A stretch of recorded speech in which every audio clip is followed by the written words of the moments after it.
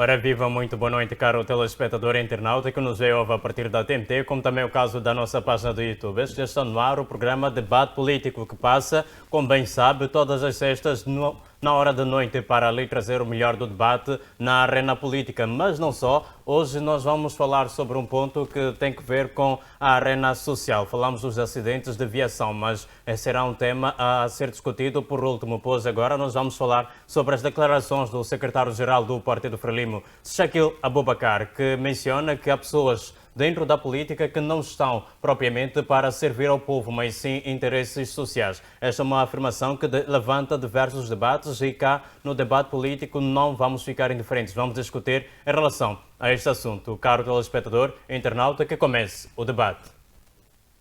Como bem mencionado, vamos falar primeiro sobre as declarações de Shakil Abubakar, que é secretário-geral do Partido Frelimo. E para começar, tenho à minha direita Orlando José. Muito boa noite. Nós temos aqui um tema já sugerido como sendo primeiro as declarações de Shakil Abubakar, que diz que há pessoas que não estão para servir ao povo moçambicano, mas sim aos seus próprios interesses pessoais. Já foram levantadas outras mais declarações pelo Presidente da República, como também pelo Ministro dos Transportes, que afirmam ambos que há nhonguistas ou até mesmo cartéis dentro das instituições. Como é que olha propriamente para estas declarações de Shakil Abubakar? Mas algo que talvez seja importante nós sabermos de antemão, a que pessoas é que Shakil Abubakar se está a referir? Muito boa noite, os seus pontos prévios em 2 minutos.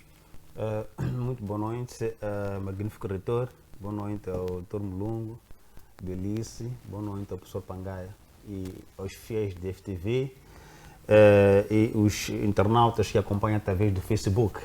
Bom, eu acho que são declarações mais maduras, são declarações que demonstram o comprometimento com o povo, socialmente assim falando, que na outrora havia uma interpretação das alianças de alguns com cidadãos moçambicanos, outros também, e acho que empresários também, a não ser também estrangeiros, que simplesmente vergavam as roupas do Partido Frelimo como se fosse ponte para que cada um apropriasse daquilo que não deve fazer, que é nefasta a própria sociedade, nefasta aquilo que são objetivos concretos dessas intervenções políticas, que é a questão de cuidado e servir o povo.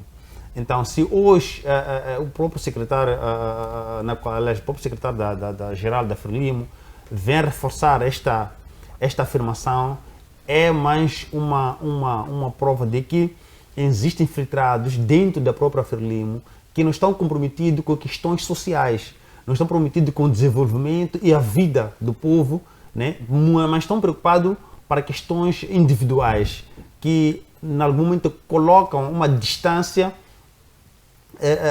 maior entre o povo e o objetivo desta agremiação política.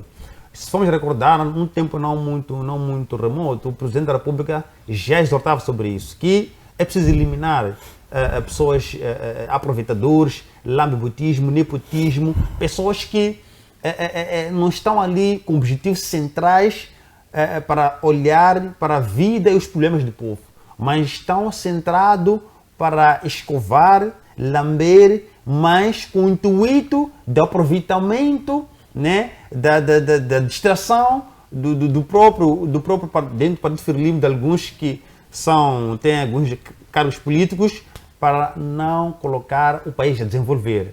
Essas afirmações são afirmações sábias e inteligentes, é um assumir. Se um secretário-geral vem publicamente e assume essas verdades, é uma demonstração de maturidade, é uma demonstração de comprometimento, né? É uma demonstração de que a sua existência naquele lugar, o cargo que ele ocupa, não está somente para ficar relaxado, mas está para ir de acordo com as proporções reais do povo, ir terra a terra, ver o que é para quando o povo. O povo venceu hoje em dia já queixa. Se tem um secretário, por exemplo, de mobilização a nível distrital e a nível provincial, e que ele não se identifica com a causa do povo, quando o secretário-geral desloca-se a estes lugares, ele já apresenta esses problemas.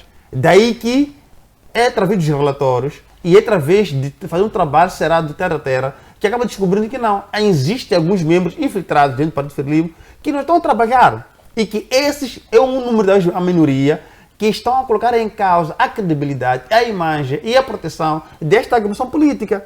É preciso que, após essas declarações, faça-se um trabalho de base, porque ninguém morre urgente eternamente.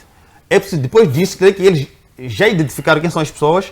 O que tem que ser feito é que, se já identificaram as pessoas, é simples. Depois desse pronunciamento, que os visados preocupem-se em trabalhar para o povo e que não coloque a imagem do Partido Frelimo, não coloque a imagem do Presidente da República, dos demais órgãos de direção desta agremiação política por causa da minoria. Se já existe esta detenção e tem uma informação, não é possível que sejam sacrificados. Que não seja aquele hábito que tens colocado de que pode-se pronunciar algo e que por detrás não há algumas ações. Não é o momento este de haver muitas lamentações, mas já está ali a informação, é preciso tomar uma atitude séria, sacrificar alguém que não trabalha, que põe em causa o prestígio e põe aqueles que querem trabalhar. Porque o país precisa de pessoas comprometidas, que devem colocar a massa a trabalhar. Muito bem, muitíssimo obrigado, Orlando. Passamos então a palavra para si, magnífico reitor. Muito boa noite. Nós temos aqui o pronunciamento do secretário-geral do Partido Frelimo, Shakil Abubakar, que diz que há pessoas que não estão para servir ao povo moçambicano. Isto sugere que são propriamente dirigentes, talvez de alto escalão, que deviam ter ou desenvolver alguma função importante para o território nacional. No entanto, Orlando considera estas declarações sábias. Como é que o magnífico reitor olha para não apenas a percepção de Orlando, mas também o fato de o secretário-geral assumir que há de fato pessoas que não estão para servir ao povo moçambicano, no entanto ele não assume nenhuma responsabilidade e sequer toma medidas. Muito boa noite, os seus pontos prévios em 12 minutos. Muito obrigado. Os meus pontos prévios, primeiro quero agradecer este convite que nos foi formulado para cá estar, aproveitar o ensejo de saudar os colegas painelistas, ao Dr. Mulungu, ao Dr. Orlando e ao Dr. Pangai, e aos nossos telespectadores que no dia a dia, todas as sextas-feiras, estão junto à nossa televisão a assistir uma das melhores televisões desta pérola do Índico, Moçambique e Maputo em particular. Relativamente à questão que me coloca, eu queria primeiro colocar o ponto prévio. O meu ponto prévio está relacionado com a questão de 2, 3 crianças que foram encontradas mortas, assassinadas. Eu, honestamente falando, onde que nós vamos? Crianças inocentes que, de qualquer maneira, alguém entendeu privar delas e ir maltratar, matar e jogar fora.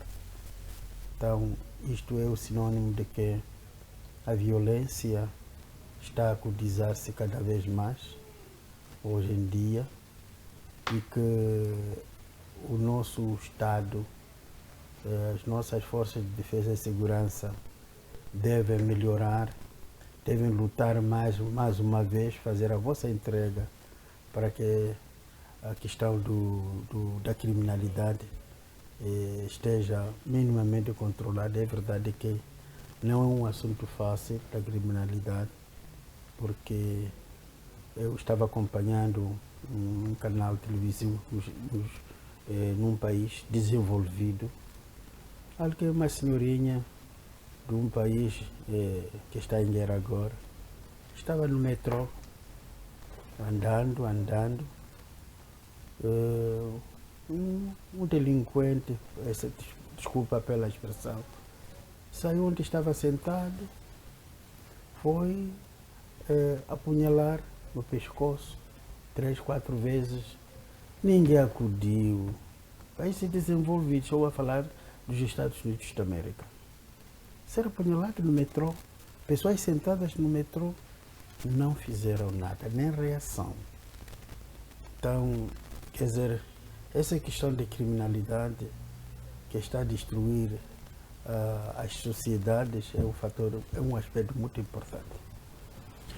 Relativamente à intervenção, o discurso do secretário-geral do Partido Frelimo, eu, olhando a ele, o seu estatuto, como um dos gestores sêniores do partido, eu quero acreditar que ele tem conhecimento de causa, o que ele está a dizer, sabe o que existe, conhece os implicados, porque, na minha opinião, ele é número 1 para além do presidente da República. De baixo para lá, ao escalão, até chegar ao presidente, ele está número 1. Então, é um gestor sénior do partido. Significa que suas afirmações devem ser coisas devidamente consolidadas. Ele sabe, ele conhece. Ora, eu lamento bastante que um grupo de pessoas que está, não sei se é na gestão governamental, não sei de que nível central, nível mais alto ou aqui embaixo, a que ele se refere. Eu estou a imaginar esse grupo estragar toda a classe por um grupo. Eu penso que o partido deve olhar isso e, com a máxima urgência, deve tomar decisões, medidas. Até é muito encorajado, por exemplo, nessas situações, que os próprios autores, que eles sabem quem são, eles já se conhecem que sou eu. Se calhar será um momento muito ímpar nesse sentido. As pessoas colocaram à disposição os cargos que ocupam. Seria algo ímpar, seria algo a valorizar, do que deixar a destruir-se um país só por causa de um grupo de pessoas. Portanto, eu sou de lamentar essa situação, se bem que existe, lamento bastante, e isso também está-se a chamar a atenção ao próprio chefe do Estado, ao presidente da República, que na seleção de quadros para cargos tem que ser devidamente, eu sei que isso existe, os critérios. Não se pode pegar alguém quando gente pouca informação tem sobre essa pessoa. Lembro-me num mandato do presidente Chissano, houve um ministro ou vice-ministro, não me lembro exatamente, que foi um vice-ministro ou ministro de 24 horas. Houve falha. Foi nomeado, hoje, no dia seguinte, estava sendo exonerado porque houve falha, teve algumas situações. Então, se for o caso dos atuais gestores de diferentes níveis, se descobriu que este tem um passado que não coaduna com a realidade, as pessoas que tomam decisões sobre tal, penso que não podem vacilar de dispensar essa pessoa, porque numa bacia onde temos bananas, basta uma banana apodrecer naquela bacia, vai contaminar todas as outras bananas que estão ali e tudo vai se pensar que tudo está podre. Enquanto o que está podre é uma banana ou são duas bananas. Então vamos limpar. É momento de purificação das fleiras, como costuma se dizer vulgarmente, no âmbito da gestão. Obrigado. Muito bem, muitíssimo obrigado, magnífico reitor. Passamos então para si, Mulungu, muito boa noite. O magnífico reitor esteve cá a levantar uma declaração que o próprio secretário-geral já havia feito menção quando da sua primeira visita à província de Niassa. Ele dizia que quem não está preparado para servir de fato ao povo, que deixe então o seu cargo à disposição, porque a Frelimo tem quadros suficientes que estão também preparados para não apenas servir, como também fazer valer aquelas que são as promessas eleitorais durante as campanhas. Mas, deixando um pouco esta questão de lado, o que significa na prática servir ao povo? O secretário traz esta declaração de que há pessoas dentro, não apenas do partido, mas também forças externas que não estão para servir. Mas o que significa na prática servir ao povo? Muito boa noite, os seus pontos prévios.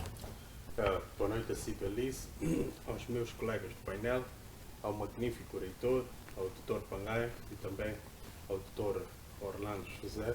A saudação especial é para quem nos acompanha a partir de casa ou onde estiver, a partir do seu dispositivo.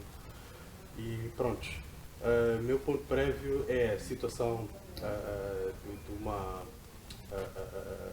do Ministério Público, que abriu um processo contra o diretor do Instituto de Algodão de Óleo Genoso de Moçambique, no processo polêmico despolitado pelo CIP e pelo CTT, sobre uma acusação de tráfico de influências e outros crimes que terão havido lá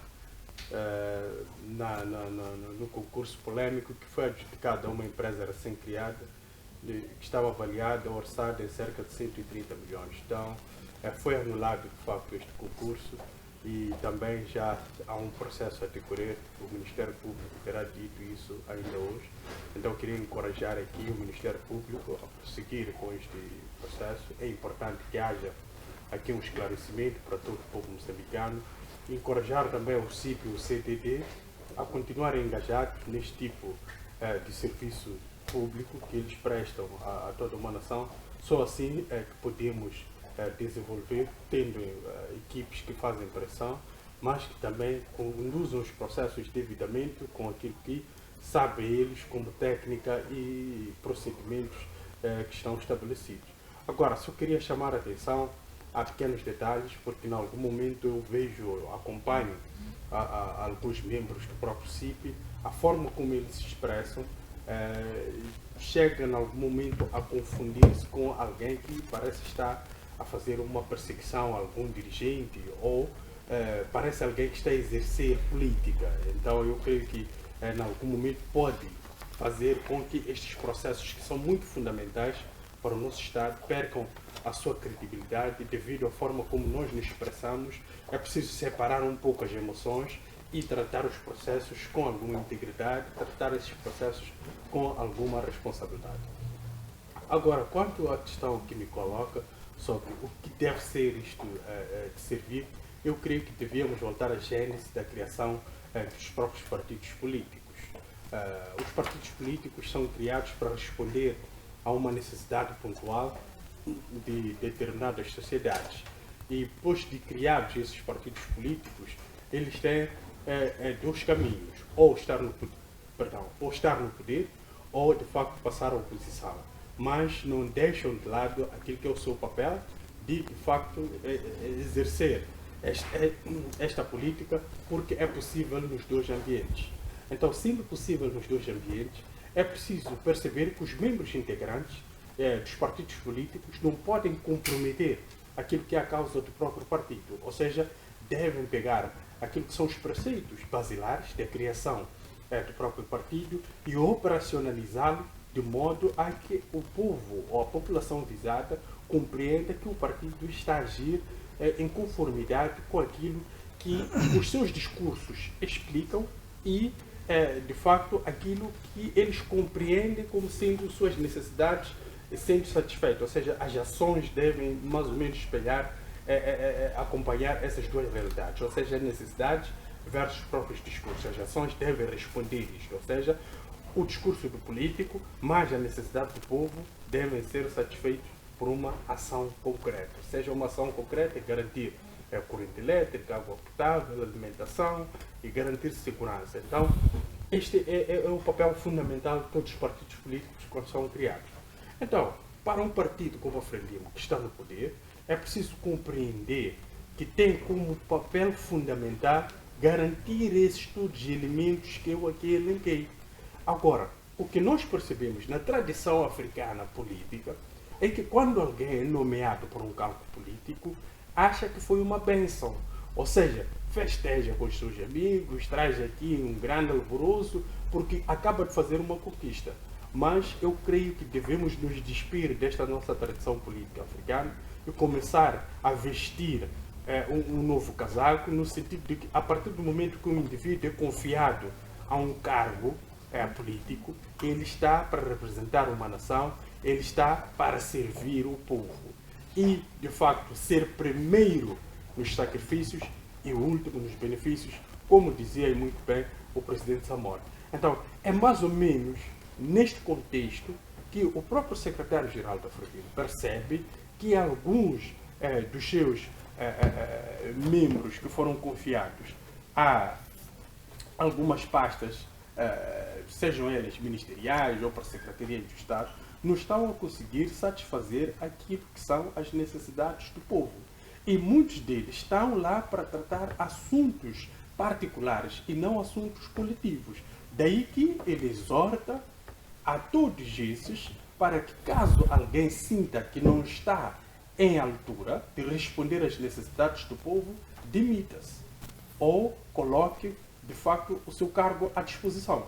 É verdade que aqui vamos entrar para um outro ponto, que é a questão da cultura democrática, que falta em muitos de nós, nos Estados africanos e principalmente em Moçambique, ou seja, a cultura de reconhecer os erros e colocar o cargo à disposição. A título de exemplo, nós temos a situação do Ministério da Agricultura. É verdade que, havendo necessidade de o Ministério Público atuar, devia haver aqui uma suspensão do ministro para não interferir no processo de coleta de informação que vai permitir ao próprio Ministério Público ajuizar este processo. E o outro, porém, é que ou o próprio ministro também coloca o cargo à disposição, ou o Presidente da República exonera o próprio ministro. Ou seja, em democracias um pouco mais avançadas, essas três opções estariam na mesa, nesta altura, de facto, a serem debatidas para que uma destas opções que eu aqui elenquei fosse, de facto, adotada. Mas falta muito essas questões todas. Então, é preciso que nós comecemos a cultivar o espírito democrático, de modo a saber ser estar dentro da política e dentro do próprio ambiente democrático. Porque o ambiente democrático, muitas das vezes, é codificado por lei, mas as nossas atitudes não prejudicam a nós mesmos. Ou seja, caso se chegue a uma conclusão por parte do Ministério Público de que há um envolvimento do Ministro da Agricultura, não mancha só o Ministro da Agricultura, mancha diretamente a imagem do chefe do Estado. Então, é preciso que haja aqui medidas cautelares, de modo a que não fique comprometida a imagem do chefe do Estado por causa do indivíduo que o próprio chefe do Estado confiou. Então, é preciso que haja esta percepção democrática, porque a partir do momento que o indivíduo coloca o cargo à disposição, pode futuramente, por reconhecimento daquilo que é a sua idoneidade por este feito, futuramente ser confiado a uma outra pasta, porque se considera que o indivíduo não se sentia muito confortável naquela posição, então se calhar numa outra pode corresponder. Então, nós temos que começar a cultivar esses todos preceitos basilares dentro de um ambiente democrático para corresponder àquilo que são as necessidades do povo moçambicano. Muito bem, muitíssimo obrigado, Garíssimo Mulungu. Acho muito interessante a sua percepção. Digo mesmo para si, professor Pangaia, muito boa noite. Acho interessante a percepção do Mulungu, que afirma que os dirigentes devem garantir que os dirigidos tenham acesso a serviços básicos, como falamos de água, energia e outras coisas, mas como também que seja garantida aquela que é a qualidade de vida no que diz respeito aos produtos alimentícios. Mas Mulungu também toma um bocadinho daquilo que o próprio secretário diz, que é necessário que os dirigentes que não estão de fato a servir o povo coloquem o seu cargo à disposição. Concorda com esta visão? Como é que olha para isto? Mas para além disso, quando falham promessas eleitorais, professor Pangaia, não se está, na verdade, a não servir o povo? Muito boa noite, os seus pontos prévios. Sim, boa noite para si, boa noite, colegas do painel. Sabe, eu fico triste de ouvir discursos enganadores como estes que estão sendo apresentados. Se lembra, Daniel Frelimo Chapo, ele chegou de falar da existência de nhonguistas na ZLM. Daniel Frelimo Chapo não indicou nenhum nhonguista na ZLM. Apareceu João Machombe, disse que existiam cartéis que estão a retirar 80% daquilo que deveria entrar nos cofres do Estado. E agora é este senhor que está a dizer que existem pessoas que não estão no poder, não estão a servir o povo. Algo curioso, nenhum deles... É que a maioria são, por acaso, dirigentes do próprio Partido Não, o meu problema é o seguinte, é que eles só dizem que existem, mas não diz quem são. e mantém a eles nessas posições. Você não vê que isso é brincadeira do mau gosto? Então, Eu fico triste por esses senhores. Quando eles aparecem nas câmaras de televisão a falar para a sociedade moçambicana, a dizer que há ladrões que estão a nos roubar, mas eles não apresentam esses ladrões. Não dizem que medidas estão sendo tomadas para esses ladrões, para esses sujeitos. E depois aparece passear a sua classe, gozar com o povo, para dizer que eles estão a fazer alguma coisa. Por que não apontam? Por que não retiram essas pessoas que estão a dizer, que estão a apontar de que estão no Estado, estão no governo, mas não estão a servir o povo? Por que não retiram? Afinal de contas, conhecem quem são essas pessoas, sabem de que existem pessoas que estão a dilapidar o erário público, não estão a servir o povo, estão a receber mordomias naqueles lugares. No entanto, aparece ainda uma figura como esta a dizer que há pessoas que estão no governo que não estão a servir ao povo. Por que não? Quem são essas pessoas? Sinceramente, isso é brincar com o povo. Esse discurso aqui nem devia aparecer e esses senhores nem deviam mais chegar nas câmaras e dizer isso. Se querem fazer isso, venham apontar os nomes e digam medidas urgentes que são tomadas para retirar essas pessoas desses lugares.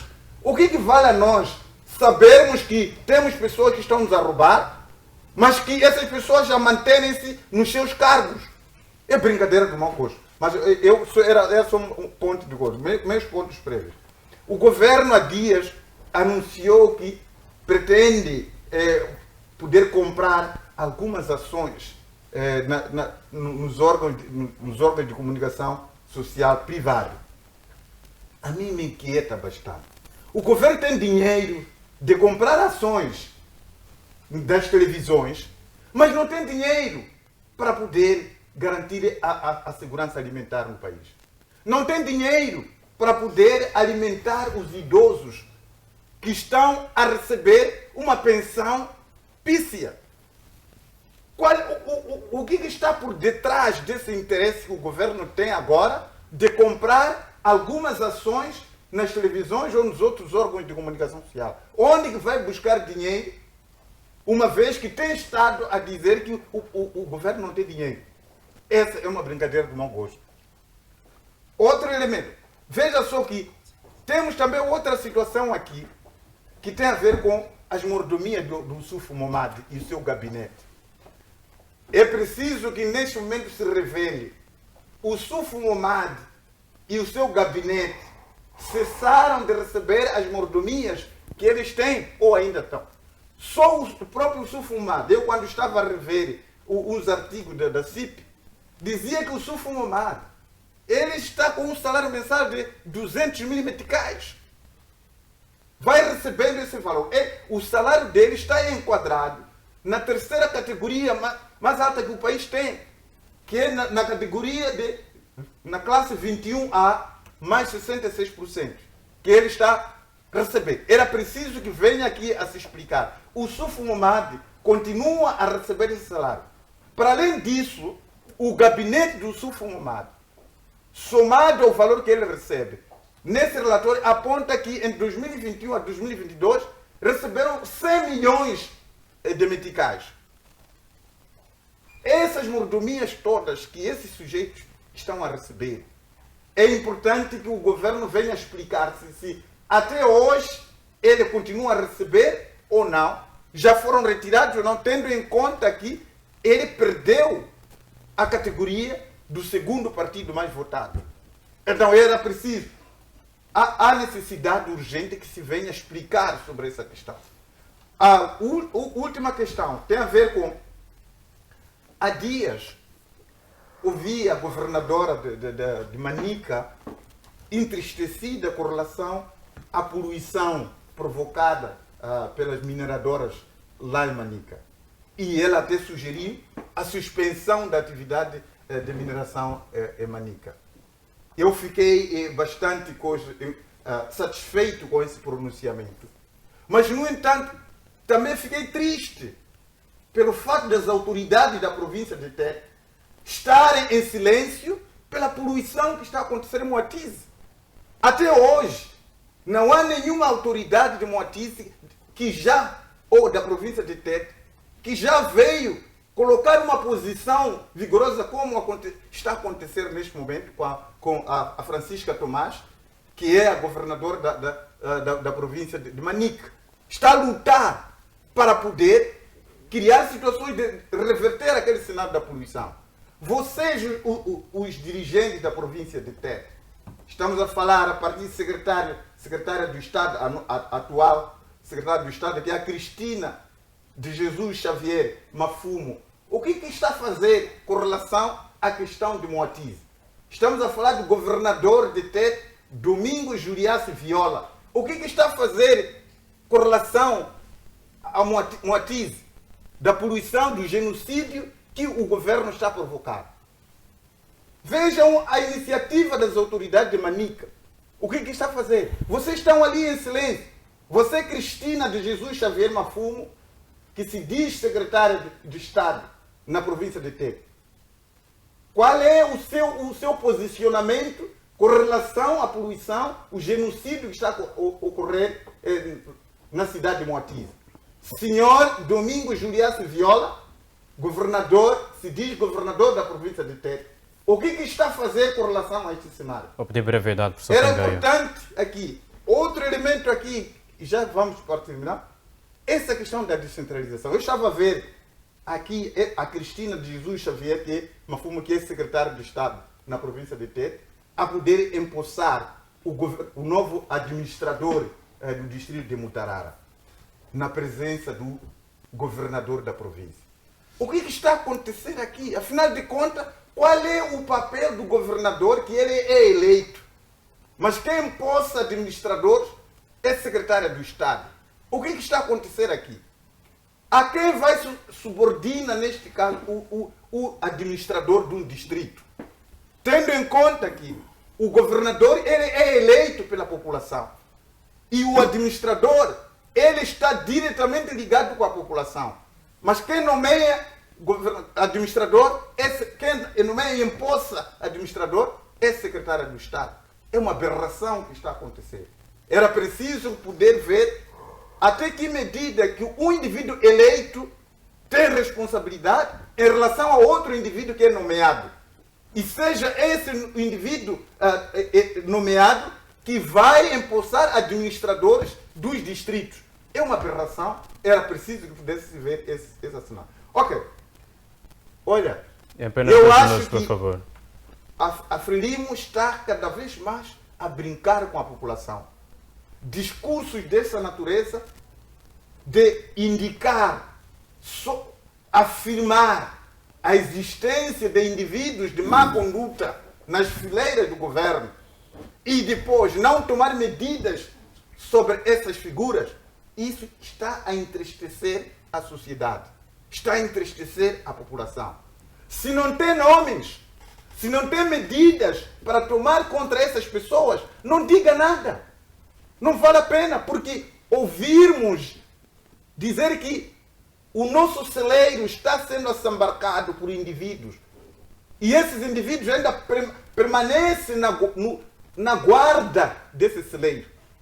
Isso cria-nos transtorno terrível. Então, era preciso, neste caso, que essas figuras parem de poder trazer discursos desta natureza, porque esses discursos nos ofendem, esses discursos nos irritam, esses discursos se pensam que é para poder ofuscar a nossa visão, não vai acontecer nunca. Muito bem. É preciso perceber que se Apenas um minuto, vocês não professor Pangaia. conseguiram ler algum livro, têm dificuldades intelectuais, é preciso perceber que a sociedade moçambicana, maioritariamente, já tem uma visão clara sobre isso. Muitíssimo obrigado. O magnífico reitor quer intervir. Não concorda com a visão do professor Pangaia?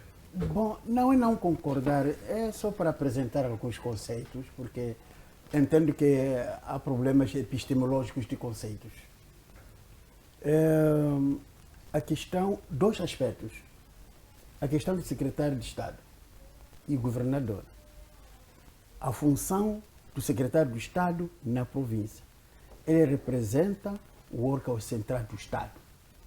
Ele representa o presidente da República. Logo, os administradores são nomeados pelo secretário de Estado e ele imposta. Isto está no decreto, nos decretos por aí, é preciso investigar, existe. Mas é preciso corrigir norma. esse decreto. Esse decreto foi Agora, feito por inúteis. Vamos deixar o Magnífico Inúteis Reitor fizeram falar, esse só decreto. Só Não para é ganhar. possível desqualificar debates, uma figura que Professor foi Pangai. eleita Dos debates para que poder existem dar atribuições na a uma situação figura nomeada. que- Vamos Não deixar faz o sentido. Magnífico Reitor falar. Esse diálogo inclusivo nacional, no âmbito de descentralização, são os aspectos que devem ser melhorados. Vão ter que ser melhorados, porque é o objeto. Há essa situação entre o governador e o presidente, governador e o secretário de Estado. Mesmo quando senta-se no presídio, ninguém tem acesso a uma cadeira mais elevada. Todos têm o mesmo nível de cadeira. Essas são questões técnicos que devem ser corrigidos nesse diálogo nacional inclusivo. Diálogo inclusive não existe nada, é uma falácia diálogo. O segundo momento, também há falta de conceitos epistemológicos que a gente conhece. O que quer dizer na função pública. Na função pública, quando alguém há aquilo que se chama um direito adquirido, ou seja, a linguagem técnica é aquela de fixação de salários. Portanto, na função pública, se tu ocupas uma posição, mesmo o deputado da Assembleia da República, depois de 2 mandatos, o deputado da Assembleia da República, independentemente de que bancada ele é, ele fixa salário. Se essa função, o salário dele mantém-se. Então, e isto, quero acreditar, é na base disso que temos, por exemplo, o general Ossufo Momadi, provavelmente a receber o mesmo salário que ele, porque ele há quantos mandatos, quantos anos? Aqui estamos a ver, não vermos o fulano, vermos a figura, o órgão que ele representou desde as primeiras eleições em Moçambique, eleições multipartidárias, acho que foi em 1994. De lá para cá, o segundo partido mais votado do país foi a Renamo.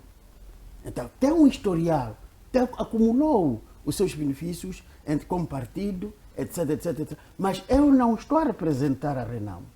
Eu não estou a representar a ninguém. Eu vim aqui como convidado. Mas eu acho que esses conhecimentos básicos e elementares, como acadêmicos, que achamos que somos acadêmicos, eu me considero acadêmico.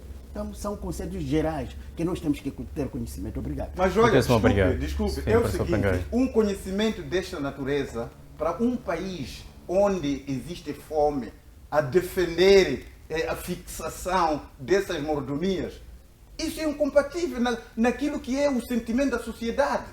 Por que defender a fixação de salário de um inútil? O que a Renamo fez ao longo desse período todo para o país? Qual é a defesa que a Renamo fez para o país durante esses anos todos? Para hoje, Magnífico Reitor defender que a necessidade de poder fixar o Ossufo Momadi, fixar o salário dele. Ok, podemos entender que sendo parceiro do Magnífico, aí dá para defender de fato nesse sentido. Porque eu não acredito, aquele que não é parceiro do Ossufo Momadi, não é parceiro da Renamo, possa apresentar um discurso desta natureza. Porque o país precisa de recursos. O que eu estou a dizer, não podemos é preciso deixar a ignorância. O problema é a ignorância. Não sabe Ignorância é aquele que não quer que o povo vá sofrer. Fixação de salário. Esse é o problema da ignorância. Onde o doutor Pangai não está a trabalhar, se tiver feito lá, se tiver lá exercido funções de 5 anos ou 10 anos, vai ter direito ou já fixou o salário. Vamos fixar salário para os políticos. Não é problema de político, não é problema de ser parceiro. Mas é problema de ignorância. Eu não posso defender a ignorância como o doutor está a defender aqui a ignorância. As pessoas que estão lá em casa viram um doutor como você de gravata a pensar que fixação de salário é processo de ser político. O Ossufo Momadi, eu estou na pessoa do Ossufo Momadi, o Magnífico Reitor, defender o seu parceiro para poder fixar salário. Isso não ofende a população. Não podemos defender em nenhum jeito que o Sufo Momad, ele fixe salário. Podemos reconhecer que é seu parceiro, mas fica a entender que a sociedade não concorda com ele. O próprio Afonso Dhlakama negou esse salário. Afonso Dhlakama negou todas essas mordomias, até a morte dele. Desde 2015, que Afonso Dhlakama era tentado para poder receber esse salário, para poder receber as mordomias que deram Sufo Momad. Dhlakama rejeitou. Muito Mas, obrigado, uma Sr. vez, Obrigado. mostra claramente que essa situação aqui, nós para poder, não podemos permitir uma coisa. Quantos segundos partidos mais votados vão passar ao longo dos anos, cada um deles estar sempre a fixar salário, a sair do bolso do cidadão? E esses políticos que nada fazem para a sociedade moçambicana. Obrigado, Hoje estamos com Podemos na Assembleia da República. Qual é a província que o Forquilha já visitou e apresentar uma reclamação sobre a sociedade que ele diz que está a representar? Estamos a falar agora dessa questão da poluição de Manica. Não vimos nenhum pronunciamento dele, por sinal a província onde ele nasceu. Estamos a falar da poluição em Tete. Não está a dizer nada sobre isso. Estamos a falar de Cabo Delgado, o terrorismo. Não está a dizer nada, mas ele tem assento parlamentar. É o segundo partido mais votado. E depois, minha volta, vamos dizer que vamos fixar salário para a Forquilha. Que brincadeira é essa? Obrigado, professor Pangaia. Este não é tema, assim, caríssimo muito brevemente para passarmos para a próxima discussão, por favor. Sim, a questão, por exemplo, dessa fixação de salários, temos que recordar que o Sufo Momad pode ser o que é na política nacional, mas acho que fez cerca de 4 ou 3 mandatos na Assembleia da República. Então, isso já o dá o direito de fixar... O salário que ele está a Professor fixar Pangaia, é como professor Pangaia. presidente do segundo partido mais votado. Nós estamos a falar dos deputados. Exatamente. Obrigado, Estamos professor eu Pangaia. estou a questionar Sim, eu ia o chegar. salário do Tem que dar do espaço. Professor presidente Pangaia. do partido segundo mais votado. É isso que estamos a falar. Vamos dar a oportunidade Então, do não Mulungu misturemos a terminar. Assembleia da República. Não, estamos a fazer uma explicação. Não, mas a para explicação dividir para de as falar da Assembleia da águas. República. Professor Porque Pangaia. nós todos já sabemos que o deputado fixa salário. Agora, a questão do O que é que faz o presidente deputado? do segundo Não é partido mais político. votado, O deputado é não é uma coisa. político. Magnífico. O Não deputado não é Professor político. Pangaia, magnífico reitor. Então, Vamos deixar o caríssimo qual é o Mulungu O deputado? terminar. deputado é representante do povo. Professor Não é Pangaia, por político. favor. Não é político. Não. Entra como Então é deputado. por isso mesmo Professor que estamos a Pangaia. ver aqueles deputados E por ali que que a entra ali? representar seus partidos. Professor Pangaia, É por ser magnífico reitor, políticos, por favor. Por isso que aqueles deputados ali estão a representar os partidos. Os deputados, quando estão ali, dispensem da carreira política de cada um deles, estão ali a defender a população. É isso. Obrigado, São professor Pangaia. representantes Obrigado. do povo, Que não pena. são representantes do partido. Que pena. Caríssimo Mulungu, por É favor. pena porque é isso que está a Professor acontecer. Pangaia, obrigado. Caríssimo Mulungu, por Devia favor. saber. O outro, porém, que temos que compreender é que, no âmbito das negociações para o Acordo Geral de Paz, houve, de facto, necessidade de se fazer muitas cedências para a própria Renamo, e a Renamo também teve que ceder alguma coisa neste processo. É por isso que houve esta necessidade de negociar também questões financeiras. Então, essa questão financeira pressupunha que a Renamo acho que receberia anualmente, se a memória não me atrasou, cerca de 72 milhões de meticais. Divididos assim, acho que dá cerca de 12 milhões a 10 milhões mensais. Então, este valor não era canalizado a, de facto, o presidente do partido. É para a Renamo. Então, estes eram os métodos para conseguir chegar-se a um entendimento e assinar-se um acordo, porque o país, de uma forma consensual, sentia que havia necessidade de calar as armas para poder prosseguir com aquilo que era o plano. Agora, se hoje nós já temos uma situação invertida, causa uma estranheza, porque mesmo os benefícios são do segundo partido com maior representação a nível da Assembleia da República.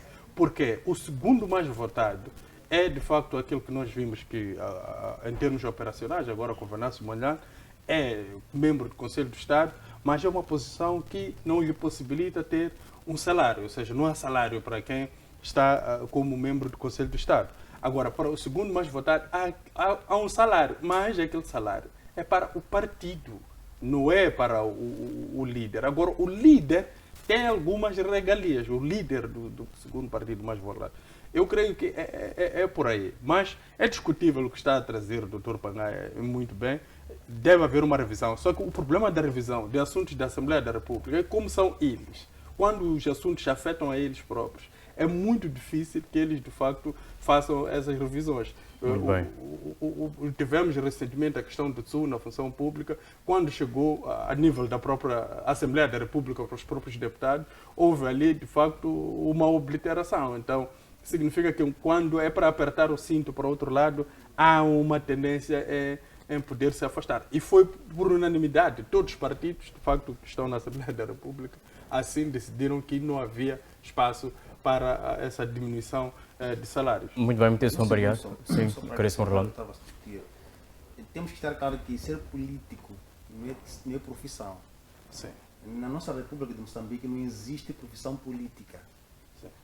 Após o exercício da atividade política, em qualquer organização política como tal, do Estado Pretal, partidos políticos, terminado esta atividade, deixa todas as regalias, volta para o seu salário profissional, porque todos estes aqui temos que não trabalhavam.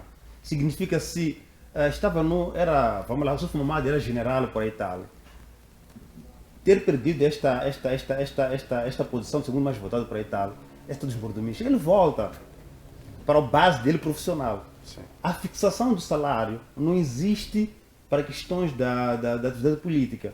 Inclusive, até o Presidente da República, terminado o cargo, aí que todo do mês volta para o anterior salário dele profissional. Então, o que acontece aqui, eu acho que é uma distração política, aliás, do nosso Estado, que naturalmente, essa altura de formado teria perdido aqueles mordomias até a casa que ele tem agora particular. Distração do legislador, podíamos colocar não, assim. é questão de execução, as leis são bem claras, a questão de execução mesmo, assim, é porque é da execução política.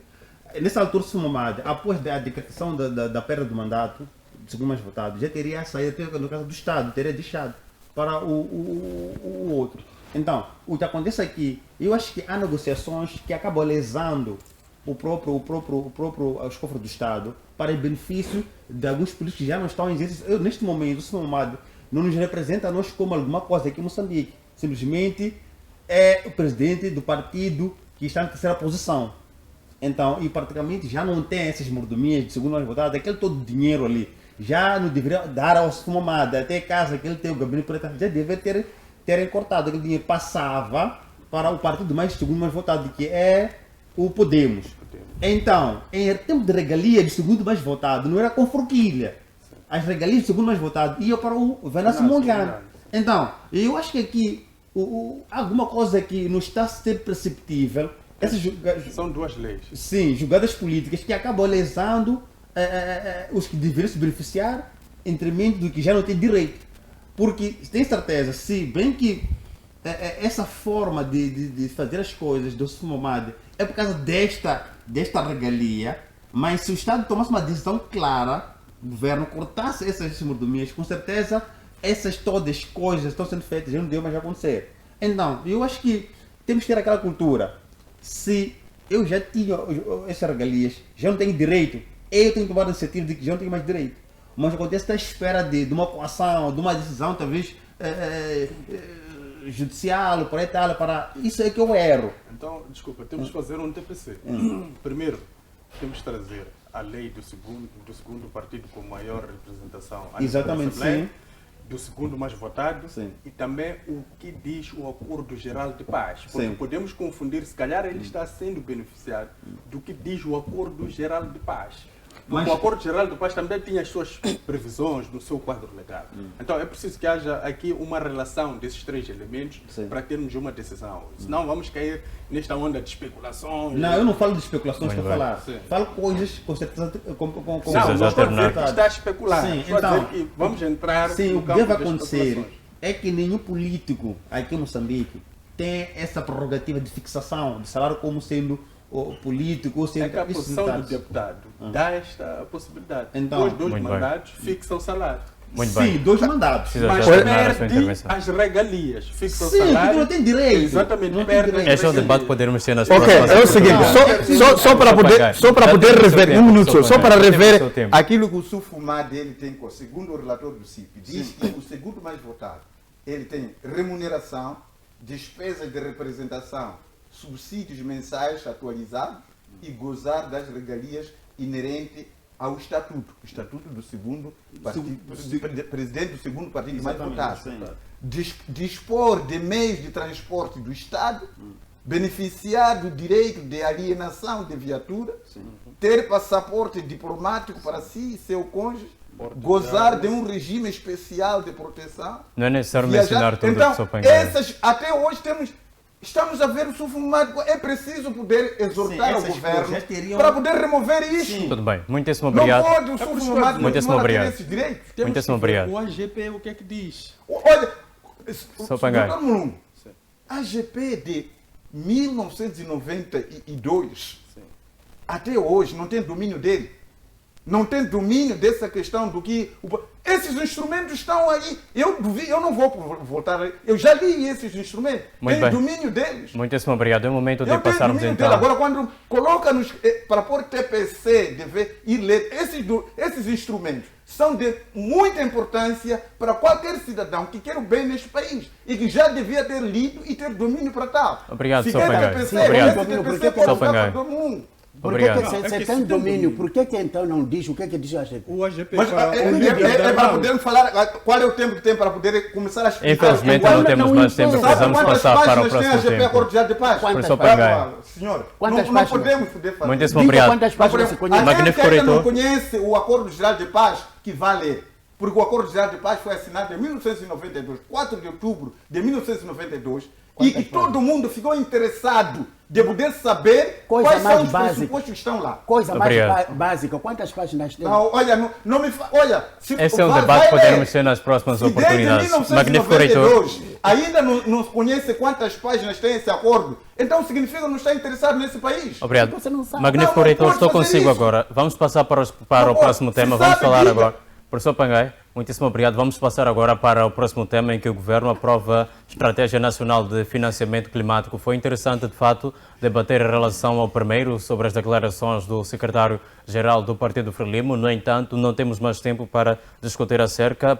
Magnífico reitor, uma vez mais estou consigo. O Governo aprovou uma estratégia que visa mobilizar fundos internos como também externos para financiar ações de adaptação e mitigação às mudanças climáticas. No entanto, o que se pretende saber é qual é o impacto que isto vai ter para o cidadão comum. Muito obrigado. Como sabe, o país, que é este nosso país, Moçambique, ano após ano está a sofrer mudanças climáticas. Estamos a sofrer com questões de ciclones, inundações, etc. Com a concepção desse programa de financiamentos, sobre o lançamento desse projeto, quero acreditar que vai trazer mais valia, vai ajudar, portanto, superação de algumas dificuldades, como pode saber, algumas casas que já tinham sido destruídas por ciclones que já passaram aqui no país, podem ser erguidas, podem apoiar pessoas vulneráveis, etc. Então eu penso que o que nós todos, como sociedade, como acadêmicos, como cidadãos, no entanto, que tal, é incentivar esta iniciativa para que, de facto, traga os resultados esperados, porque, na verdade, não é um programa que só saiu sem nenhuma análise, sem nenhum estudo. Então, eu penso que nós temos que incentivar, encorajar os implementadores, os conceptores do programa, para que nos traga os resultados desejáveis. Muitíssimo obrigado. Estou consigo agora, professor Pangaia. Acredita que esses benefícios vão chegar de fato diretamente ao cidadão ou ficarão nas instituições? Porque, se bem nos recordamos, esses mecanismos já falharam no passado. Por que é que agora pode ser diferente? Olha, é engraçado o poder falar dessa natureza. Se estão a nos dizer que temos nhonguistas, temos cartéis, temos indivíduos que não estão para servir o Estado, mas, no entanto, está a sair buscar investimento para entregar aos nhonguistas, para entregar aos cartéis, para entregar àqueles que não estão a servir ao Estado, para gerir para esse programa. O que nós esperamos nisso? Primeiro, o governo deve tirar os nhonguistas, tirar os cartéis, tirar a esses indivíduos que estão no governo, que não estão a servir à sociedade. Só assim é que, efetivamente, esse investimento pode ter seu sentido. Como é que o Estado vai poder negociar fundos, buscar fundos para entregar a quem? Aos cartéis. Para entregar a quem? Aos nhonguistas. Para entregar a quem? Aqueles que não estão para servir o Estado. É contraditório esse discurso. O que você vai esperar na gestão desse fundo que está-se a negociar hoje em relação a esses que hão de gerir esse fundo? Não faz sentido. O governo, ele primeiro, antes de poder, até são exortados todos aqueles que são financiadores, que diga ao Estado, ao governo, para poder remover aos tais cartéis, remover aos tais nhonguistas, remover a esses que não querem servir o povo, antes de poder entregar esse dinheiro. Porque esse valor vai ser entregue a ladrões, que o próprio governo reconhece, que existem lá, estão lá a tratar disso. Como é que vai se buscar dinheiro para poder entregar a esses tipos? Não faz sentido. Muito bem, muitíssimo obrigado. Orlando, estou mesmo consigo agora. Em que garantias existem que, de fato, esses fundos não serão canalizados ou então desviados para atos de corrupção? Como bem mencionou o professor Pangaia, já foi dito que há nhonguistas, já cartéis, agora o secretário-geral, tal como no primeiro tema que foi discutido, diz que há pessoas que não estão para servir ao povo moçambicano. Como é que olha para isso? Será que não serão desviados esses fundos para a corrupção? Bom, eu acho que o histórico de NGD, né? Não é novidade, né? Que um fundo é mobilizado e os financiadores assim tiram o valor que depois a sua implementação é quase zero, né? No recente passado vimos ali que há um valor que era canalizado para questões de Covid, gestão aérea e tal, para mitigação, depois foi já para a compra de viaturas para e tal. Então o desvio de aplicação foi uma coisa notória.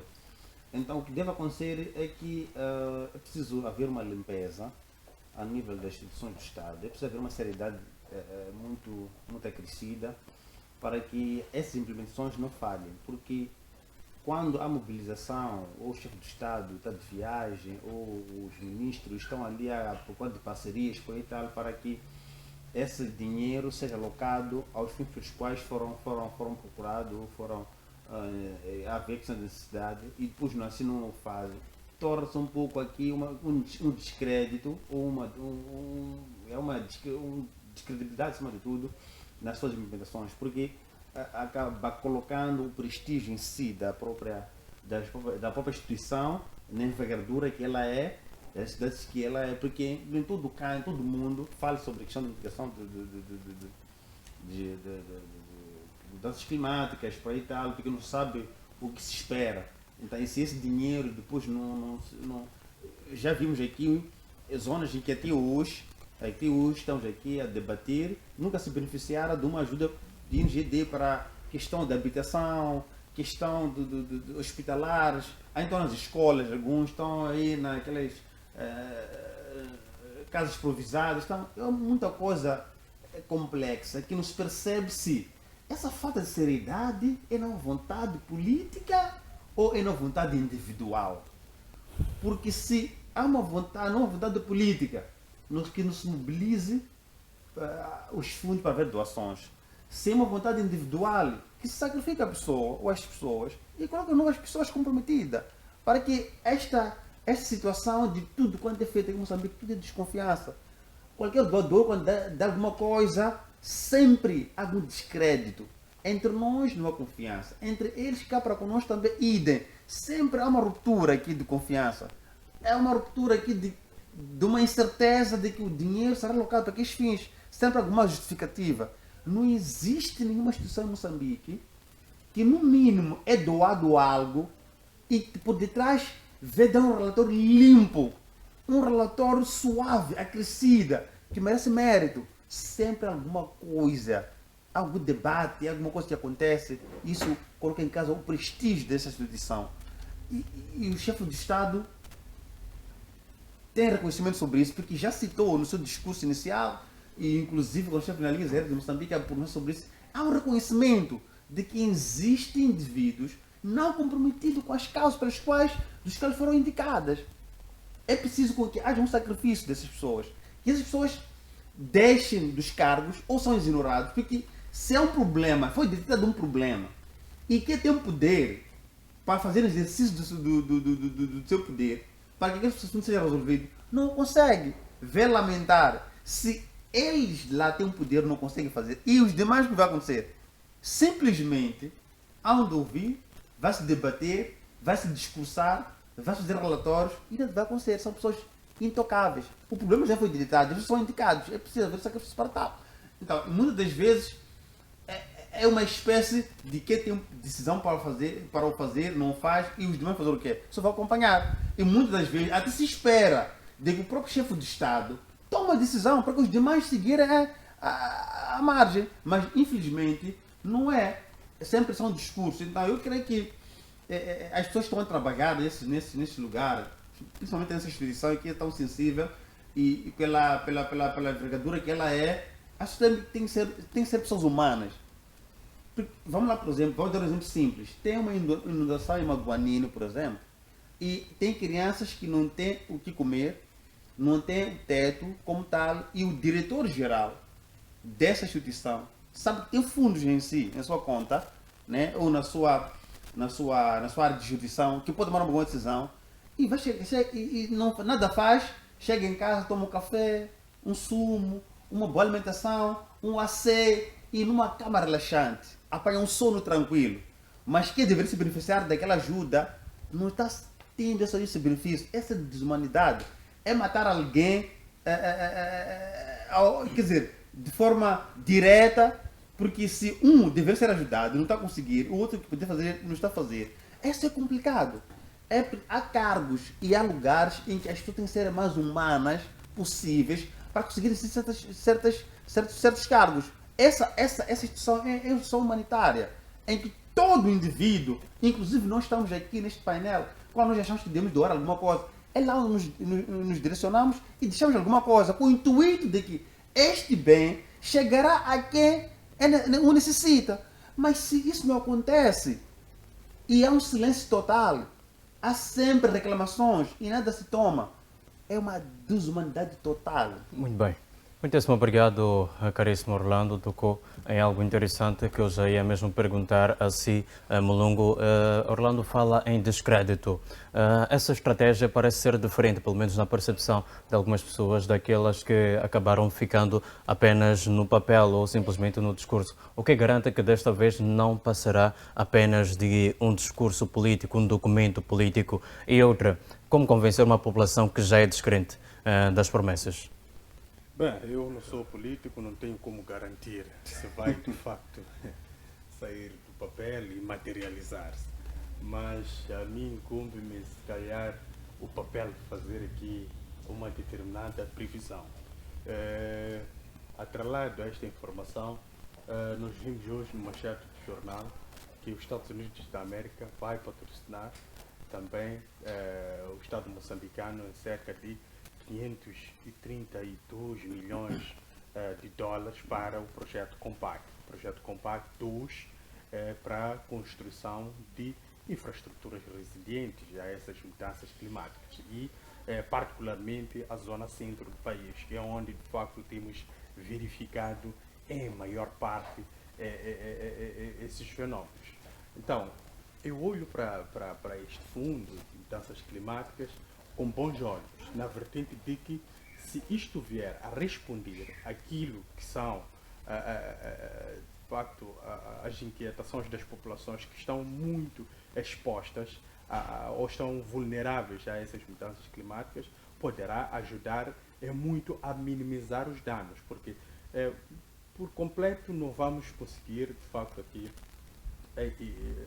trazer uma segurança, porque por vezes até regiões onde não há previsão acabam de facto havendo cheias por uma questão também dessas mudanças climáticas. A título de exemplo, o Dr. Orlando levantava aqui zonas que estão alagadas, mas são zonas que quando visitamos a nossa geografia percebemos que eram caudais de rios que passavam por lá e iam desaguar no Oceano Índico, mas por causa do crescimento da cidade, foi-se construir nesses bairros. É verdade que as entidades competentes também não tiveram a capacidade interventiva de modo a impedir as pessoas de construir em locais onde passam rios. Ou seja, pode secar por 5 anos, mas no dia que os caudais subirem de nível das águas, a água vai querer seguir o seu curso normal e nada o irá impedir.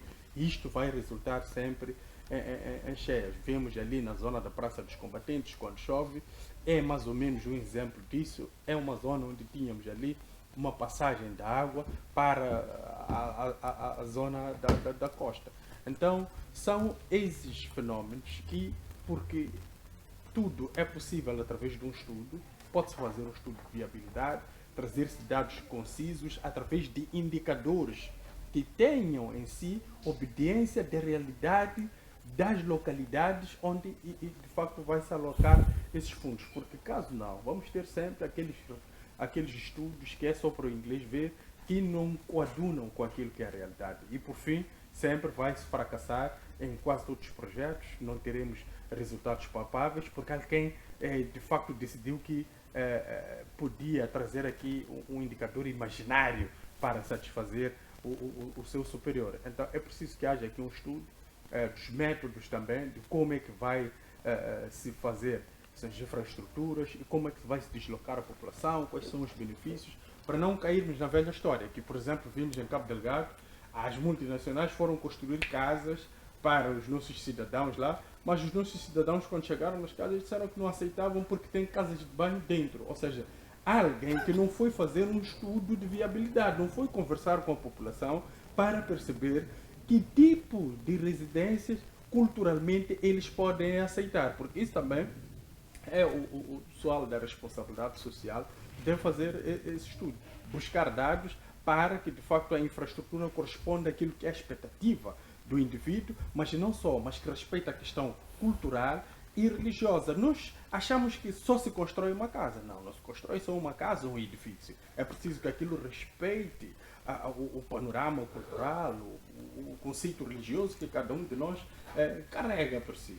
Então, é preciso que haja uma seriedade, fazendo estudos mesmo sérios para trazer resultados sérios, para os projetos serem implementados e saber explicar. A partir do momento que nós percebemos que um dirigente não consegue explicar um determinado tipo de projeto, significa que não houve um estudo prévio para aquele projeto. Daí que ele tem imensas dificuldades. Então, por aí, eu acho que respeitando esses pontos todos e os demais, porque eu não sou técnico para dizer que só são estes, há mais pontos, se calhar, eu se calhar só falei de 20%, pode-se trazer resultados palpáveis e esse fundo pode lograr algum tipo de resultado.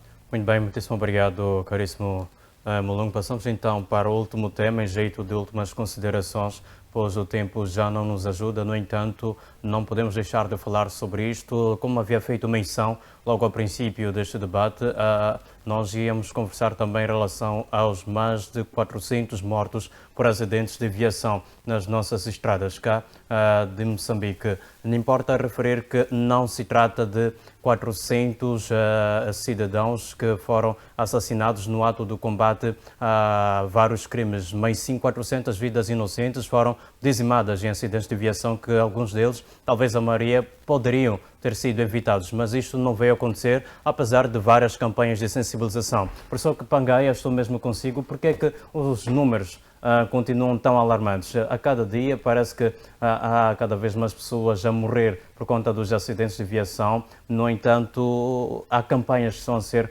levadas a cabo para que se evite, mas isto parece não estar a acontecer. O que é que se passa realmente no território nacional? Não é a campanha por si só que vai reduzir os acidentes de aviação. O maior problema são as infraestruturas, que são as estradas. As estradas estão um fio, estão um caminho e hoje em dia temos vários caminhões com dimensões que já não compactuam com as atuais estradas que nós temos. Então o governo não pode aqui fugir com seringa no rabo a tentar passar nas pessoas, a dizer que o problema aqui está na fraca sensibilização. Não tem nada a ver com isso. É verdade que é uma das componentes, mas a principal causa dos acidentes são as infraestruturas precárias que o país tem e, por conseguinte, dificilmente alguém vai ter a paciência. Muitas das vezes o que acontece é falta de paciência de estar a aturar uma fila longa para um indivíduo que tem que percorrer mais de 500 quilômetros e aparece alguém que está em sua frente a andar com uma velocidade de 20, 30 quilômetros e a formar uma fila longa. A partir dali começa essa situação das ultrapassagens e daí surgem os acidentes. Então, o governo tem que construir infraestruturas aceitáveis, infraestruturas de estradas iluminadas. Você passa nas nossas pontecas de uma estrada nacional, onde não existe aqui segurança mesmo de proteção. Nós andamos precisamente apenas aliás, com a graça e misericórdia de Deus, para nós andarmos nessas estradas ali assim, a cruzarmos com caminhões e uma estrada tão pequena como está, nem uma faixa serviria para poder, como é essa, que partiam duas viaturas. Então, neste momento, a questão da sensibilização não é o fator fundamental. Primeiro, deve-se tratar da questão das infraestruturas, que muitas vezes temos estado a ouvir os governantes a prometerem que, olha, as obras... O Mesquita disse que já estavam para iniciar as obras. O investimento já tinha sido garantido pelo Banco Mundial e que já iriam iniciar as obras. Mas terminou o mandato, as obras não iniciaram e agora apareceu o João Salomão, o João Machombe, que pegou agora as estradas das obras públicas para o Ministério de Transportes e Logística, apareceu dizendo que não, é que os procedimentos do Banco Mundial são complicados. Correu-se a anunciar que iria iniciar a obra. Eu não sei se isso, não acredito muito que Mesquita teria feito uma correria para anunciar que já tinha os investimentos e já estava para começar, sem que ele falasse aquilo que era importante que se pudesse fazer uma cariação nessa questão de chamar Mesquita. O que aconteceu? Durante o seu mandato anunciou que já tinha fundo de investimento para poder reabilitar na raiz a Estrada Nacional número 1. Onde estão esses fundos? Para poder confrontar com aquilo que agora João Machombe diz que não, porque os processos... Há coisas aqui que não se entende. Então, é exatamente essa questão. Obrigado.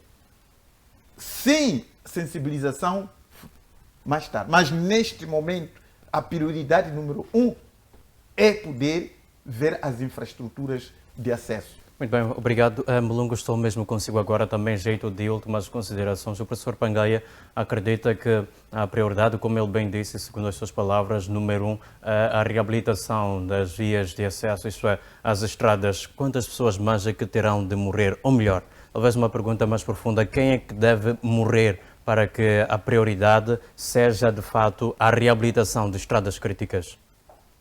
Bem, quem deve morrer, bem, pronto, é difícil responder essa questão, mas é preciso... Não, são os dirigentes.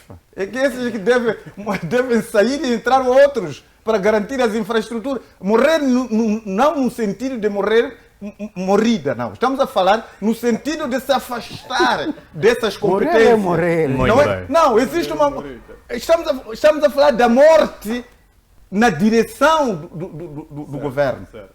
Para aparecerem outros vivos a poderem construir infraestruturas. Obrigado, então tem que haver mortes, de fato. Obrigado. Caríssimo Melungo. Bem, eu não posso desejar a morte a ninguém. Não tenho esta responsabilidade. Não estamos a dizer morte na utilização de competências que ele tem. Quando alguém sai dali, esse aí morreu na direção daquele jeito. Não estamos a dizer que ele deve morrer e perder sua morte ninguém, da função, né? ninguém, neste caso, não há ninguém que pode desejar um ser humano a morte. Nada. Por isso, nenhum de nós aqui, acredito eu, que esteja de acordo com pena de morte. Não é essa morte que estamos a falar. Nós estamos a usar essa linguagem. Morte como sendo função, acadêmicos, estamos a usar a linguagem figurada, não é? Nesse sentido. Então, morte exatamente. de função, não é isso? É mesmo. Obrigado. Pode terminar, por favor. Mas é assim, Eu creio que essas novas medidas que foram tomadas pelo governo e foram anunciadas pelo ministro Inpissa, na qualidade de porta-voz do próprio governo, eu creio que elas têm uma dimensão de resposta pontual. Ou seja, eu concordo com o Dr. Pangaia que a infraestrutura ela é a premissa basilar, mas porque no momento não há sim condições, estou a supor que não haja condições mesmo financeiras, pelo contexto financeiro do país, eu creio que não haja condições para fazer uma estrada ou reabilitar a nossa N1, então tem que se tomar medidas pontuais. E uma das medidas pontuais é, de facto, essa paralisação da circulação de viaturas de transporte público, mas também de serviços ou bens a partir das 21 horas, porque o próprio governo, com esta decisão, reconhece que, por ser noite, a estrada tem pouca visibilidade, ou seja, numa visibilidade reduzida, há mais probabilidade de criar acidentes. Então, eu creio que vem mitigar um pouco esta possibilidade. Mas, numa outra vertente, eu creio que as outras medidas, como a tecnologia que foi levantada para poder controlar a velocidade e também a questão da alternância do próprio condutor, ou seja, ele só está possibilitado para conduzir até 300 km, eu creio que sejam medidas um pouco assertivas, mas podem ser assertivas numa primeira fase. A sua operacionalização é que vai responder se estão efetivamente corretas ou não, porque é no campo onde de facto nós vemos se elas são funcionais ou não. Então, a outra questão, eu recordo que nas nossas viaturas, disse muito bem no debate passado o próprio deputado Michanga, que eram 70 km recomendados. Eu creio que pode-se melhorar isto, os próprios condutores perceberem que só podem circular, se calhar, ao máximo 100 km por hora, porque eu creio que podemos chamar a colação ao próprio governo, mas os condutores também têm uma responsabilidade acrescida. Estes carregam passageiros e devem, de facto, respeitar esses passageiros e respeitar a vida humana, porque essa questão de eu quero ganhar tempo para poder corresponder àquilo que é o seu ganho como financeiro, coloca em risco a vida das pessoas. E as próprias pessoas devem ser, através dessas linhas abertas que serão colocadas, as famosas linhas verdes para reclamações, devem, de facto, fazer com que as linhas funcionem, para que a população, ao canalizar uma reclamação, tenha logo assistência. E, feita a assistência, deve-se ligar a pessoa que canalizou a reclamação a fazer uma espécie de relatório, para que as pessoas sintam estimuladas sobre a funcionalidade desses meios. Então, eu creio que aqui é um trabalho a ser feito por parte das autoridades, mas também por parte de toda a população e os condutores, para que minimizemos esses danos. 400 pessoas é um número extremamente elevado. Estamos a ceifar vidas, estamos a normalizar a perda de vida nas estradas, mas isto resulta da responsabilidade de nós como pessoas. Obrigado, Desculpe, Orlando. Um minuto apenas. É o seguinte, olha, muitas das vezes, quem tem obrigado o próprio motorista a poder acelerar a velocidade são os próprios passageiros. Os passageiros, por estarem apertados com várias agendas e ver o motorista com uma velocidade de 20 a 30, começam a fazer barulho no autocarro. Cada um tem compromisso por cumprir. Aliás, isso deve estar na cabeça das pessoas, que quando alguém agenda uma viagem, muitas delas não estão para o turismo, pura e simplesmente. Tem uma situação para atender pontualmente. Agora, se por cada estrada está ali no colho, um motorista quer respeitar. Então é essa a questão. Não só deves aqui pensar que essas linhas aí, eu não sei quem vai alimentar essas linhas, porque os próprios passageiros também não estão satisfeitos com a lentidão que os autocarros levam ao longo da caminhada. Mas olha, há um ponto aqui que o Dr. Morungo estava a falar do Inocêncio Inpissa, que deu esse anúncio. Também o doutor Inocêncio Inpissa, ele veio a dizer de que há três decretos que foram aprovados no concernente à gestão de recursos humanos nas instituições. falou de um subsistema de planificação de recursos humanos, subsistema de manutenção de recursos humanos, assim como subsistema de avaliação de desempenho. Disse que foi aprovado isso e revogou-se alguns artigos que outrora funcionaram. Mas esses instrumentos ainda não estão ao público. Se é que estão, é preciso anunciar efetivamente onde é que estão. Não pode, pura simplesmente, anunciar que há instrumentos que tocam a vida do funcionário público e depois não traz isso à tona para que o funcionário ele possa poder ver e em que situação ele hoje, onde ele se encontra. Obrigado, não pode primeiro. levar tanto, anuncia-se uma coisa, leva-se uma eternidade de tempo para poder apresentar tais instrumentos. Isso aqui não funciona. E Obrigado. é falta de respeito igualmente para com a população. Então, Inocêncio Empissa procure colocar ao público esses instrumentos, os 3 instrumentos fundamentais que gerem a vida da função pública. Obrigado. Caríssimo Orlando, também jeito de últimas considerações, o tempo já nos foge. O que é que falta para que as medidas, estas que já foram colocadas, sejam realmente eficazes? Bom, a questão da eficácia destas medidas é simples. Nós sabemos que para a via temos vários fatores. E o fator primordial é o fator humano, né? Que é a parte do comportamento do automobilista. Podemos ter fatores da infraestrutura, que é um facto também. Também podemos ter questões mas o que é chave, acima de tudo, sabendo a nossa realidade das vias, é o fator do comportamento, né? O fator do comportamento dita como que o automobilista deve se posicionar no autocarro, como que deve conduzir, qual é o respeito que deve ter com a questão do código, porque tem a questão da quilometragem, e é sabido que este condutor, para fazer o volante, tem que passar de uma escola, e que lá na escola sempre deram as aulas sobre o código de estrada, quando se faz a ultrapassagem, se trata de um caminhão, como que se faz a ultrapassagem. Tudo isto parte de uma escola para a pessoa começar a conduzir. Então, o que acontece muitas das vezes é que há muita irresponsabilidade, né, de alguns automobilistas e há muita pressa.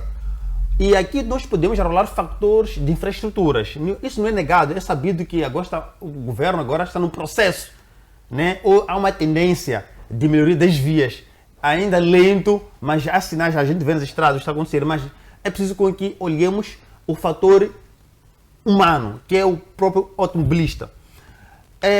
Ora vejamos, tem ali um sinal de 60 km, ele te vai a 120. Tem um sinal de 80, ele te vai a 140. E ele não chegou a fazer uma avaliação do carro que ele traz lá. Esses carros de unibase, por exemplo, só por estar no 80, 90, começa a perder o equilíbrio. Mas mesmo assim, há uma insistência do motorista em querer ganhar tempo. Não vale a pena chegar tarde do que não chegar. Porque o que acontece é que esses acidentes, vamos já ver, essas últimas semanas, o fator não é fator via, é o fator humano. Ultrapassagens irregulares. E esses acidentes não foram de noite, foram de dia. Então, eu acho que, acima de tudo, temos que ter um princípio de a gente não culpar tudo a outrem, mas temos que começar a carregar a responsabilidade.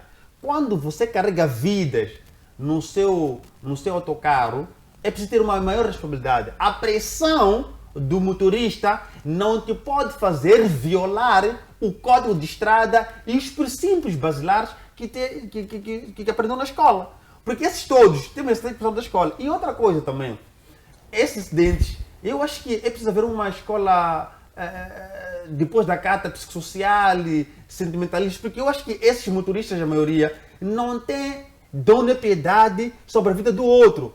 Eles estão preocupados com o tempo. E isso coloca em causa a vida das pessoas. Daqui para Gaza, de Maputo a Gaza, diz que são 2h30.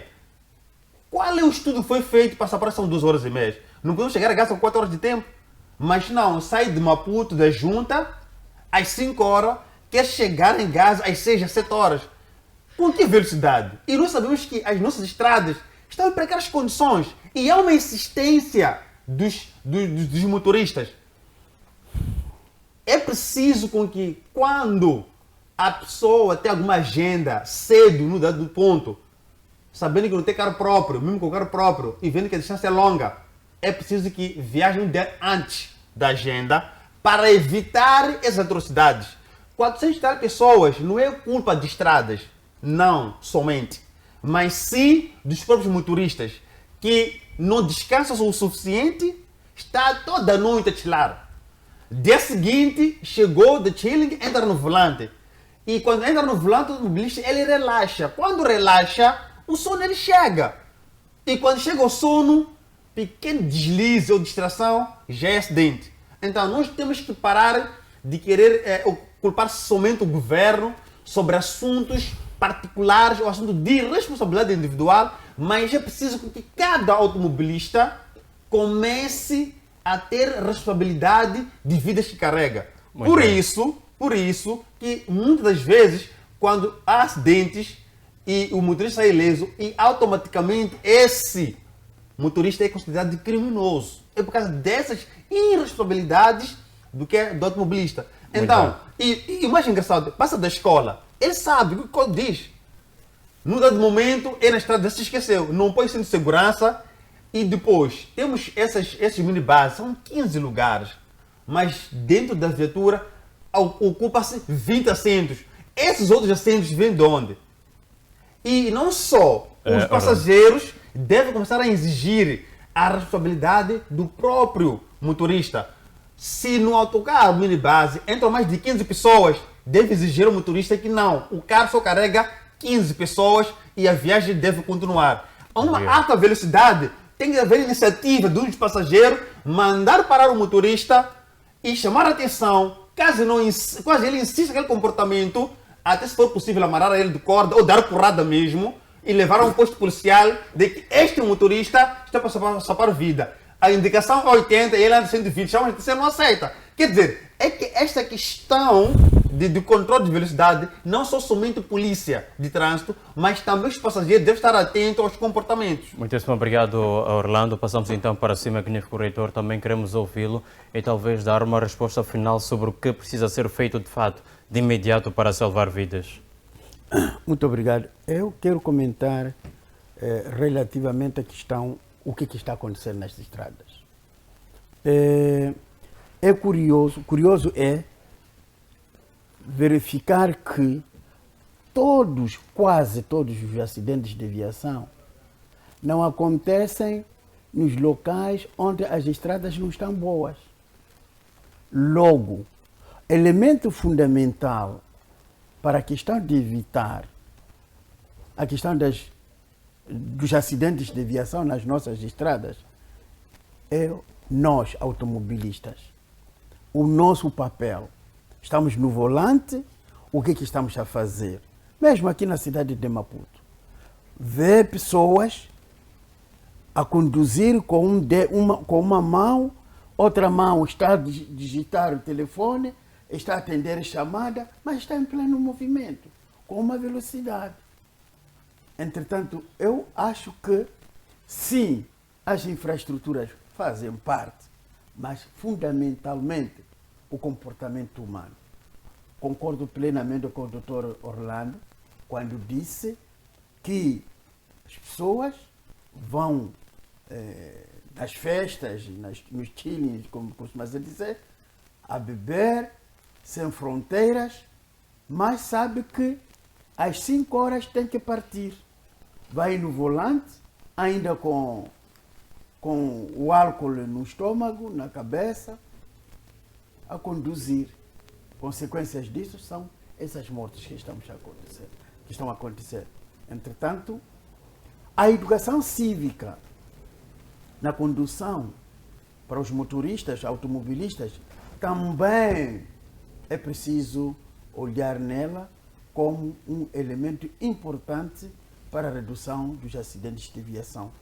Nós poderíamos ter, a nível nacional, a nível do nosso território nacional, nas estradas, principalmente a estrada nacional número 1, nos locais com maior frequência dos acidentes, primeiro, a própria sinalização, colocando como se chama, aqueles que cortam a estrada assim para separadores, para reduzir a velocidade. Segundo, também, havendo essas condições humanas, educação cívica, montarmos ali. Há muitos jovens hoje que precisam de se formar, de aprender. E, por outro lado, nas nossas escolas de condução, os professores da escola de condução devem dar aulas. Devem dar aulas teóricas. Eu lembro-me, quando estava na União Soviética, a carta de condução que tirei, o meu professor dizia: o estudante, ao sair da sala nos exames de condução, não pode passar com abaixo de 100% código de estrada. Passar na escola de condução tem que se fazer com 100% a teoria. Por quê? A prática que está de conduzir, você pode meter uma mudança, se não entra, você sozinho sabe reduzir. Ou avariou, você põe ao lado, alguém há de vir lhe socorrer. Mas já o código é você e a estrada apenas. Há um sinal, se você não aprendeu muito bem, ali você pode chocar. Já não há como. Portanto, as escolas de condução, também vai a minha recomendação. Não estou a dizer que não estão a fazer um bom trabalho nas escolas. Estou a dizer, vamos melhorar o que está sendo feito na escola. Se possível, a exigência de 20 valores na escola de condução, na parte teórica, pode ser muito importante. Muitíssimo obrigado, magnífico reitor. Agradeço igualmente a si, Dr. Molongo, Dr. Orlando e professor Pangaia pela presença, mas é certo dizer que o nosso agradecimento especial vai para si, caro telespectador internauta, que nos acompanhou do princípio até o final deste debate, onde discutimos 3 temas de grande importância para a sociedade moçambicana. Como temos dito habitualmente, neste espaço são trazidas não apenas as discussões, levantados os problemas, como também as próprias soluções, para que aquele que tem a faca e o queijo na mão possa fazer alguma coisa para melhorar o seu estilo de vida e lhe trazer o bem-estar. Caro telespectador internauta, nós nos despedimos, mas prometemos voltar já na próxima semana, isto é, sexta-feira, à mesma hora, para lhe trazer o melhor do debate. Eu sou Luís Beleza e estarei uma vez mais consigo. Até lá, fique bem. O melhor dizendo, fique com Deus.